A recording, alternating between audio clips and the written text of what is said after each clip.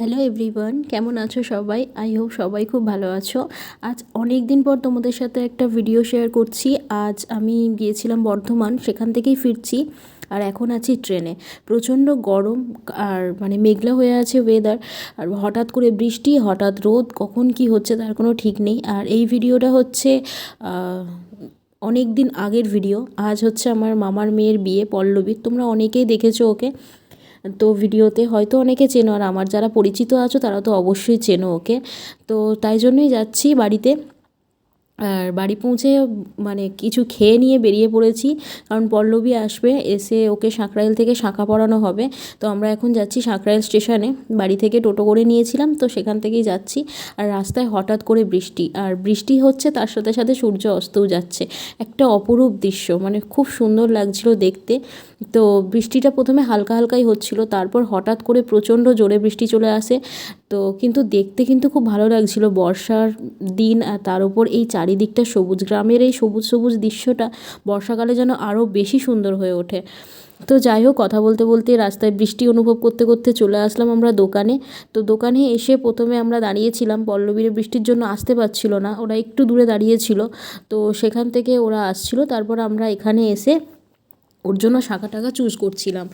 তো আমরা যেহেতু একদম আইডিয়া নেই শাখার ব্যাপারে, তো সেই জন্য অতটা বেশি চুজ করতে আমাদের একটু টাইম লেগেছিল, অতটা বেশি আমরা পটু নই।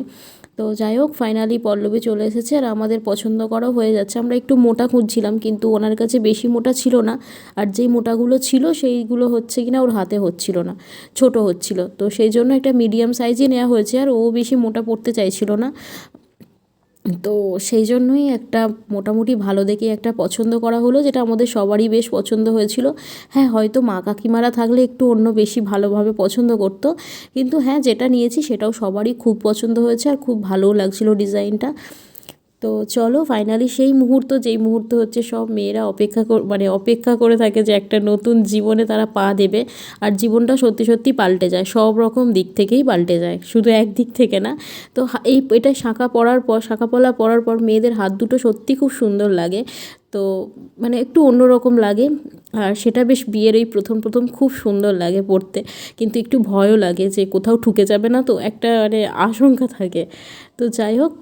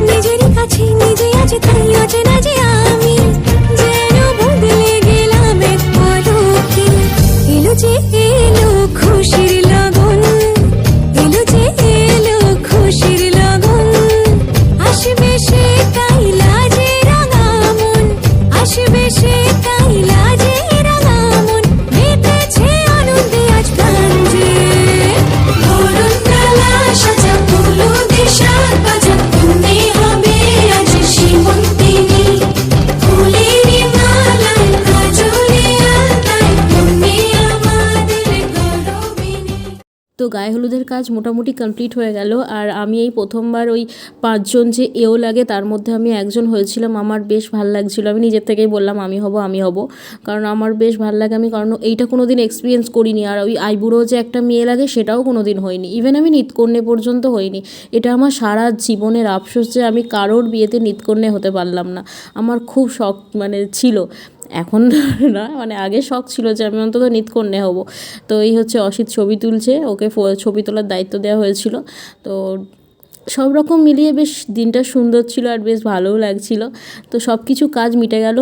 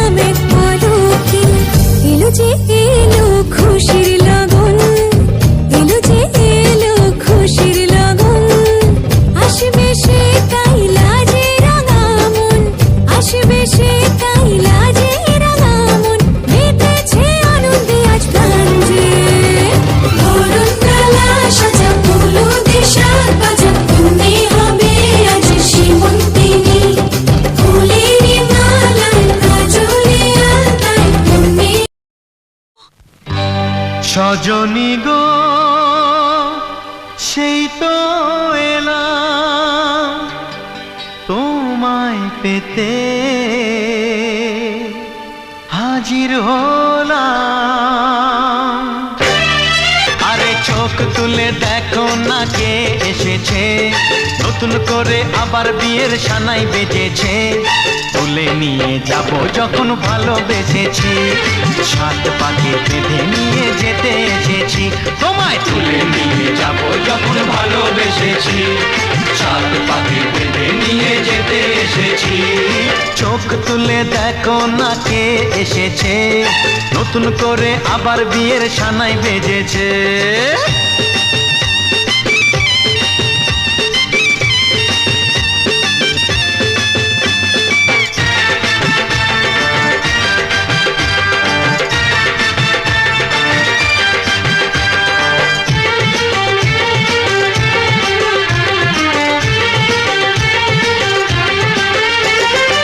পারবে না কেউ তোমার আমার মাঝে দেওয়াল তুলে দিতে, ভালোবাসা এত কাটে পারবো তাকে ভেঙে দিতে। ও পারবে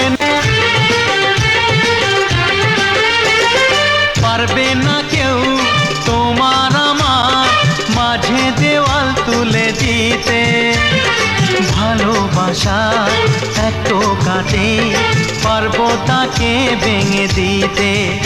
ও পারবে না কেউ তোমার আমার মাঝে দেওয়াল তুলে দিতে, ভালোবাসা এত কাটে পারবো তাকে ভেঙে দিতে।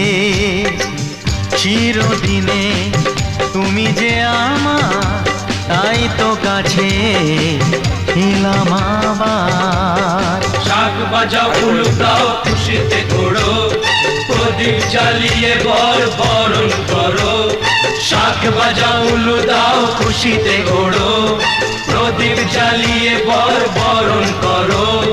তুলে নিয়ে যাব যখন ভালোবেসেছি, সাত পাখি বেঁধে নিয়ে যেতে এসেছি। ও তোমায় তুলে নিয়ে যাব যখন ভালোবেসেছি, সাত পাকে বেঁধে নিয়ে যেতে এসেছি।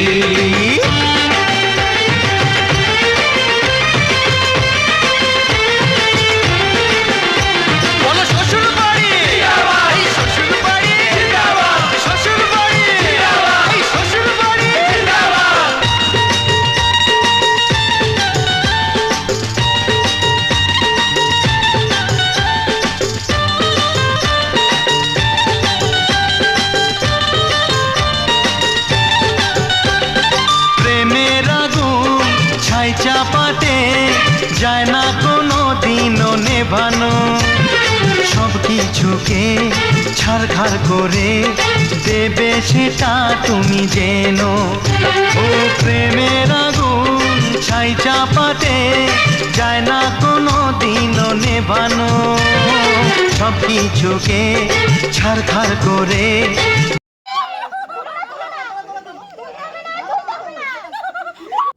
তো এখন মোটামুটি এই নিয়মগুলোর পালা এইগুলো হচ্ছে এখন। আর আমার ভয়েসটা একটু ইগনোর করে দিও, কারণ এটা অনেক পুরনো ভিডিও আর আমার গলার আওয়াজ একদমই ঠিক নেই। আমি একটু কদিন ধরে গলা ইনফেকশন হয়ে গিয়েছিলো, তো তাই জন্য গলার আওয়াজটা একটু বসা আর প্রচণ্ড ভারী লাগছে। তো একটু তোমরা মানে ম্যানেজ করে নিও। আর আমাদেরকেও একটু দেখিয়ে দিলাম, প্রচণ্ড গরম, একদম পাখাটা আমাদের দিকে ঘুরিয়ে নিয়ে বসেছিলাম। আর আমি তো একদম রেডি হওয়ার টাইম পাইনি, কোনো রকমভাবে আমি রেডি হয়ে চলে এসেছি। শাড়িটা পর্যন্ত আমি ঠিক করে পরতে পারিনি, ইভেন আমি ব্লাউজটাও ম্যাচিং হয়নি। তো যাই হোক, কোনো রকমভাবে চলে এসেছি, এসে রেডি হয়ে কাজকর্মে লেগে পড়েছিলাম। তো সেই জন্য খুব একটা আমি রেডি হতে পারিনি, একদম বেকার লাগছে। এখন দেখে তো আরও বেশি বেকার লাগছে। যেদিন কানে কানে সব বলবো তোমাকে, বুকের মাঝে জাপটে জড়িয়ে ধরবো তোমাকে, যেদিন কানে কানে সব বলবো তোমাকে, বুকের মাঝে জাপটে জড়িয়ে ধরবো তোমাকে, পথ চেয়ে রই, দেরি করো না যতই, আর ভোলা যাবে না জীবনে। কত না ভাগ্যে আমার এ জীবন ধন্য হলো, শিথিরে একটু সিঁদুর কিছু বদলে গেল